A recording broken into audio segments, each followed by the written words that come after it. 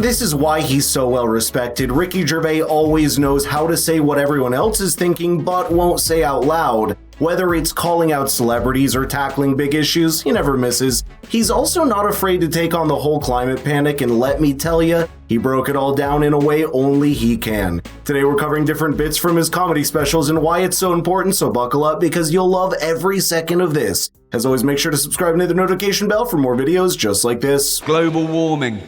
That's the big one. That's the one they're trying to get celebrities to endorse. And it is the big one, I suppose. It's the end of the world, but it can bring brilliant weather to England. Serious point though, isn't it? How would you go to Bob in Yorkshire, who's had a lovely summer, he's playing cricket and barbecuing, and you go, it's all got to stop, Bob. All got to stop. You can't drive your car anymore. You can't use aerosols because you'll eventually stress out some Eskimo. He's not going to give a f***, is he? Sorry, that's racist. Oh, sorry. I don't know what's come over me tonight. I'm really sorry. You can't say Eskimo anymore. They want to be called Inuits. So, I don't know who's complaining. You live in snow. Who's going, oh, Gervais called us what? Oh, my blood's boiling. Which is a good thing here.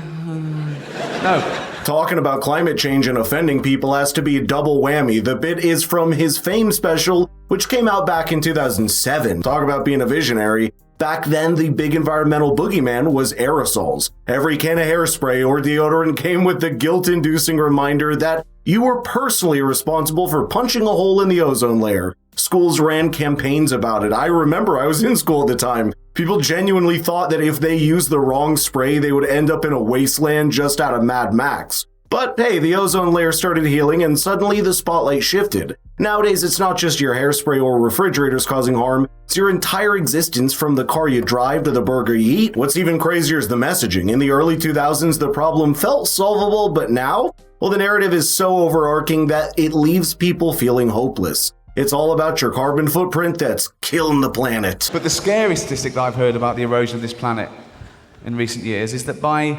2030, there'll be no fish in the sea. According to a CNN report, best estimate, no fish by the year 2030. And I blame comic relief. Remember that stupid slogan they came up with? Give a man a fish and he'll eat for a day. Give a man a fishing rod and he'll go mental, won't he? Another one. Give me that. Give him a fish, greedy Comic relief. You know what I find funnier? CNN has not changed a bit since then. In fact, they've doubled down on their sensationalism. For instance, in 2019, they released an article titled, "Earth's Fish Are Disappearing Because of Climate Change Studies Saying So." Another one they released just a month ago was titled, "The World Has Been Warming Faster Than Expected. Scientists Now Think They Know Why." In the first sentence of the article, they claimed oceans boiled. Bjorn Lomborg noticed that this and pointed out the absurdity, saying, "Shameful climate fiction. CNN literally tells us that last year oceans boiled. No, they did not. Boiling means 100 degrees Celsius or 212 degree Fahrenheit." The problem here isn't just the exaggeration, it's the erosion of credibility. When CNN or any other outlet resorts to such over-the-top claims, they're not advancing the climate discussion, they're turning it into a parody. Instead of focusing on the real data and actionable solutions, they'd rather go for the clicks and alarmist headlines, and this wouldn't be a good video about Ricky's take on climate change if we didn't include his jab at Greta Thunberg, so here it goes. We're going to be the first generation that future generations are jealous of, right? Because we had it all, and we're using it all up. We're using up all the fresh water. We're using up all the fossil fuel, right? Usually you look back in history and you feel sorry for it. You go, oh, how did they live like that? Oh, how did they get around? No indoor toilets. I've got 9 toilets in my house. And sometimes I just run around flushing them for a laugh. Just so that in 40 years' time, Greta Thunberg has to shit out of a window. I've got 28 radiators. I always have them on full. Then I put the aircon on full, and it sort of settles at about 20 degrees. Lovely.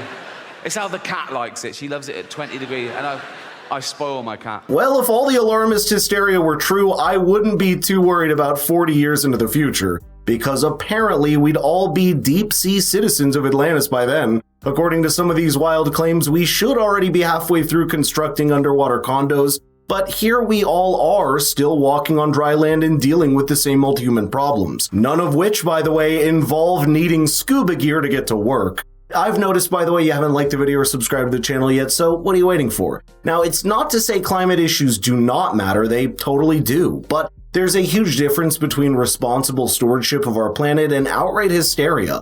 When media outlets throw around phrases like oceans boiled or fish are vanishing, they're not encouraging productive discussion, they're feeding fear. But selling fear doesn't solve problems, it only divides people and desensitizes them to real issues. If we keep crying wolf every time the weather changes, who's going to listen when we actually need to address something serious? Space travel, the last-ditch attempt. When we this planet completely, can we leave its dying husk and move to a new one and start again? I don't think so. Not in my lifetime. Probably not in yours. You know, it's like the closest one, the only one viable, is Mars, and that's 9 months away on a rocket. Right? It's got no atmosphere, an average temperature of minus 70 degrees. How's this for irony? Scientists are working out whether they can detonate nuclear warheads in the crust to release the frozen water to cause an atmosphere and get a little bit of global warming going. I mean, I don't know. It's only billionaires have got enough money to waste on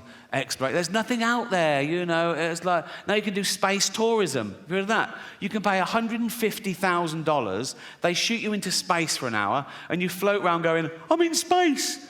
I mean, we're already in space. Earth is right in the middle of space, right?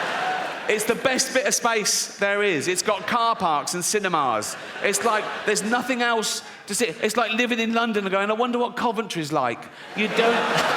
I get the joke part, but I have to disagree here. Space travel and Mars colonization might feel like concepts ripped straight from a sci-fi novel, but they're not as far-fetched as they once seemed. Sure, we're not packing our bags to meet ET tomorrow, but progress is being made, and the idea is more realistic than some would admit. The beauty of space exploration is that it offers a solution that doesn't hinge on a usual guilt-tripping about your existence being a burden to Earth. Instead of don't drive this, don't eat this, or stop having kids to save the planet, space travel presents an exciting forward-thinking opportunity to expand humanity's horizons. We kicked off this video with Ricky pointing out how celebrities were being pushed to talk about climate change. Well, they did. And 13 years later, this was Ricky's message to them. So, if you do win an award tonight, don't use it as a platform to make a political speech, right? You're in no position to lecture the public about anything. You know nothing about the real world.